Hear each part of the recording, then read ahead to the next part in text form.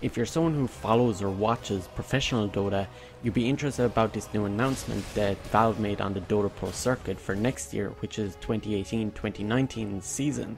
So what they announced is that there's going to be 5 majors and 5 minors, whereas last year what we got was 11 majors and 11 minors, but it actually turned out that we got 14 minors in the 2017-2018 season. As well as this, there's been various changes to the roster locks, which I'll go into in a minute. But one thing that's really important about this is that the majors and minors are coupled together. So the new format is that there's a major qualifier, then a minor qualifier. After that, the minor event happens, and then the major event happens after that. What this overall looks like is that it's much better for teams who are underperforming, or even these tier 2 teams, because if you don't qualify for the major, you can always qualify for the minor. As well as this, from the viewer's perspective, it'll always end up being better because it means that teams aren't all just ignoring the minor and focusing on the major. The problem that we had with this year's season is the fact that there was a lot of overlap between tournaments, both in the qualifiers and even the main events, and teams were picking and choosing because there was too many events. As well as this, for players, their lifestyle became much more about traveling abroad, so much more. And even with these less tournaments, what it's likely going to happen is that there will be larger amounts of prize money. The other problem that was occurring with the current season is the fact that there was an inconsistent spread between tournament to tournament, that you could have to wait maybe 6 weeks or 8 weeks for a tournament near the start of the season, whereas near the end of the season there's literally like a tournament every weekend. But now with the new system, it's much better organized, and we're going to have a more consistent schedule, and Dota will kind of always have a point of where there'll either be qualifiers or a major or minor going on at a certain time. And from a viewing perspective, it's more of a consistent thing that goes on throughout the year. Now, it's important to remember that these changes won't go into play until after TI8. Now, going on to roster locks, one of the big changes is the fact that there's no hard locks, meaning that in the current system what we have is this thing of you have windows of opportunity to change your team, change your roster, and it's really important to even stay with similar players, and that points can transfer back and forth based on the players who are on your team, and that points are locked to players. However, with the new system, the points are locked to the team and not the players. You don't benefit anything from getting another player, and there's no poaching that's going on, and it overall improves the causability of drama or any sort of like people getting cheated out of the system. It also encourages players to stick with a team for longer, which also makes the viewing experience a little bit better. The fact that you can follow a particular team, it makes it a little bit easier. There's also a lot of big disincentives now to even kick a player from a team. So each team will have to assign 5 official players. If a team kicks a player, they lose 20% of their points. They're literally kicking away the points that that player gained, and it literally goes into nothing. So teams disbanding into nothing ends up being a really bad thing, not only for kind of the viewing experience, but also for the players themselves. As well as that, they gain nothing for adding a new player into a roster.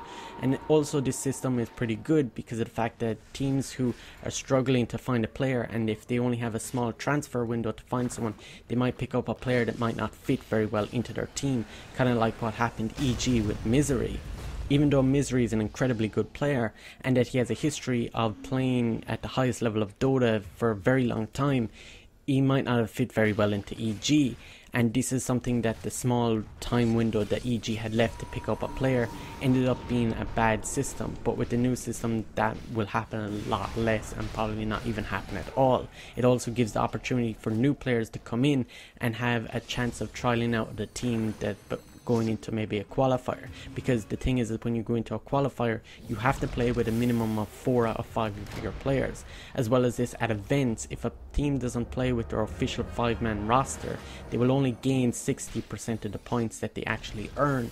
So there's like a 40% deduction. It's a pretty big deduction, even though you're missing 1 player. This is pretty good to emphasize the idea of having official rosters, and that players aren't just taking breaks throughout the year, especially with the fact that there isn't much of an excuse to take a break, because there's a much bigger spacing between each tournament, and you might only be playing at one of the majors, and you might not be even playing at both the major and the minor.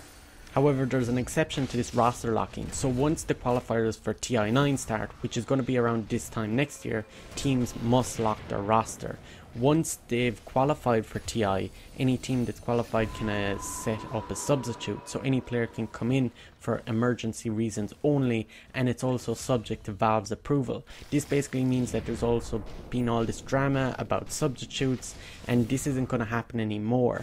And stuff like players would just want to get their friend on their team so that their friend can earn money and be more stable. And there's also been scandals like this that's happened in other games in their professional scene, where the organization essentially kicked all the players and then brought in another team completely. One of the really big changes that I haven't mentioned yet is the fact that all majors and minors will have no direct invites.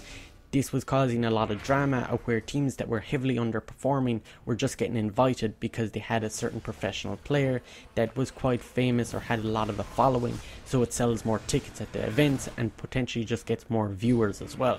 Whereas now it's more of towards the fact that we're going to have the best of the best teams and not just invite the teams that get more viewers.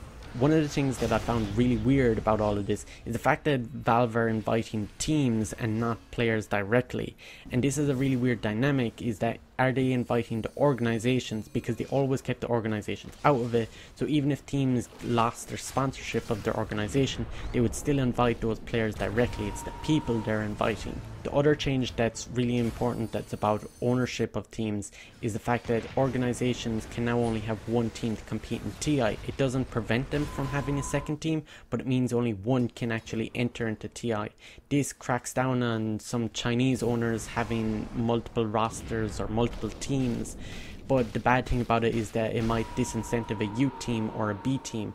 The only good thing that I really see out of this is benefiting new organizations that are trying to get into Dota and sponsor players, especially from various different regions. As well as this, it's more just focusing on growth and building more competition within the organizations that exist right now.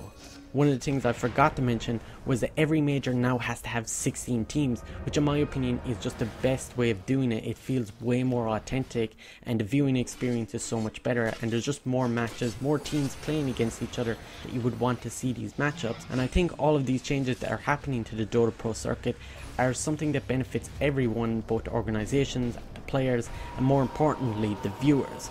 So I hope you enjoyed the video, and make sure you hit the notification button, because I don't know does the subscribe button even work anymore.